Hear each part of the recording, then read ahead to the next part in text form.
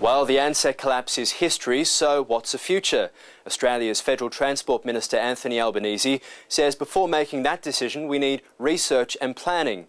Just a short time into his new role, he declared a review, a white paper covering more than a dozen issues. The Minister agreed to bring us up to speed. Thanks for your time, Minister. Given the announcements we've seen by Qantas and by Virgin of late, cutting staff, cutting flights, cutting routes, is it now safe to say the aviation sector in Australia is either in or heading for some sort of crisis? No, certainly not. The aviation industry remains absolutely vital to an island continent such as Australia, and there have been some adjustments by Qantas and Virgin as a result of business decisions that they've made due to the global issue of rising oil prices and other issues as well, of course, such as skills shortages led to some routes being stopped in regional Australia earlier this year. Given all the indicators we've seen showing that the economy may be heading for a slowdown, what about the smaller players like Tiger, like Jetstar, even Virgin? Should they be worried over the next 12 months? Look, I think that the discussions that I've had with airlines shows that they're in good shape. They're making business decisions to make sure that that stays the case. But we've seen a substantial growth in some of the smaller airlines, particularly airlines such as Virgin, the entry of newer airlines into the market such as Tiger, and I'm sure that that growth will continue in the longer term. And what about a second airport in Sydney? We've heard from Tiger, they say they'd love to fly to New South Wales, but they need somewhere cheaper. Should we be making a second airport somewhere cheaper for these budget airlines to fly to? Well, John Borghetti from Qantas indicated on the day that I launched the white paper process that Qantas was of the view that Sydney Airport really had capacity issues. We know that that's the case. Sydney Airport will be having its business plan process in 2009. As part of that, the government has said it will be giving consideration, as well as in the green paper, white paper process, to a second airport for Sydney. The government has that as a policy position. It's been Labor's position for a long time. Well, Melbourne, of course, has a second airport, and Avalon's been trying to build a $30 million international terminal. That's recently been turned down by the government. Why is that? What's the problem with Avalon having an international terminal? Well, it hasn't been rejected. It's been deferred in terms of there are a number of outstanding issues which, when the Department of Defence gave it consideration, they put forward those problems that had not been resolved, issues relating to the changes that are required between a domestic airport and an international airport. Of course, brings in issues of customs, immigration, security that are much higher for an international airport than for a domestic airport. But I've certainly got someone at a senior level in my department working with Avalon Airport, as well as working with the community in Geelong, to see if we can progress those issues, those outstanding issues, and that work is progressing. There was a meeting in the last fortnight, and there'll be ongoing work there. Anthony Albanese, thanks for your time. It's been good to be with you today.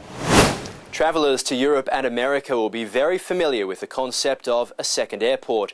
The traditional home of low-cost carriers, the idea dates back to the beginning of budget travel and Southwest Airlines.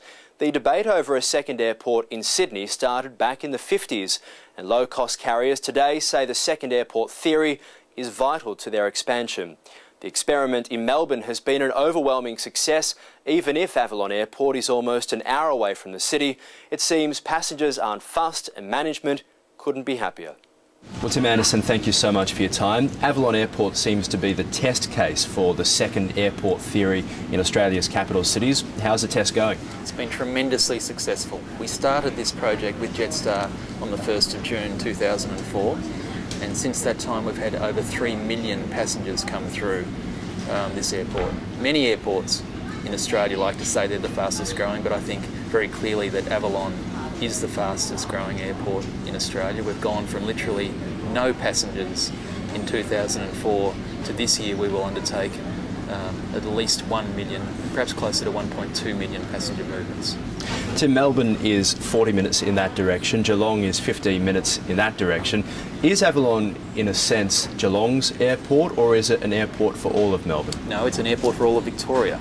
We're increasingly finding many of our passengers coming from the eastern sides of Melbourne, coming from Bendigo or from Ballarat and many parts of Victoria. The distinction seems to me, anecdotally, not to be on the western side of Melbourne, as it was in 2004 and 2005. But what we are experiencing in the last year and a half in particular, as people get to understand and know Avalon, that people are travelling from near and far, from Geelong, from Melbourne, from all across Victoria, and also, of course, many of our passengers here are not Victorians. They're from New South Wales and Queensland and Western Australia and so forth. So it really has become an airport for everybody. You spoke before about your coexistence with Melbourne Airport. A lot of other small regional airports will be looking towards the fact that you're trying to build an international terminal here. Yeah. You've almost quadrupled the number of passengers year on year since you first began operating 4 years ago. How important is it to have an international terminal for growth? I think an international terminal here into the future will be very important. We're very encouraged by the tremendous success that we've had here in the last 4 years, from 0 to 1 million passengers. And we also see the changing trends around the world now, moving from domestic low-cost carriers to international low-cost carriers. And one just has to see the experience of AirAsia Rex and so forth out of Malaysia at the present time to realise that this trend will continue. So we are working hard at the moment to position ourselves to build in the years ahead an international passenger terminal to capture those low-cost carriers wishing to come into Melbourne or into Australia. We think that we should be able to establish at least 2 million domestic passengers a year and perhaps 2 million international passengers as well over the next 5 to 10 year period. There's also no doubt that at some point this year or next year there is going to be an economic downturn. We're seeing the beginning of that. For a lot of budget travellers, wouldn't travel become no longer a necessity but a luxury? How does an airport like this survive when people are looking around, not able to pay the bills, thinking, do we really need that holiday? Well, firstly, I'm hopeful that facilities and airports such as Avalon will become, in their own way, rather recession-proof.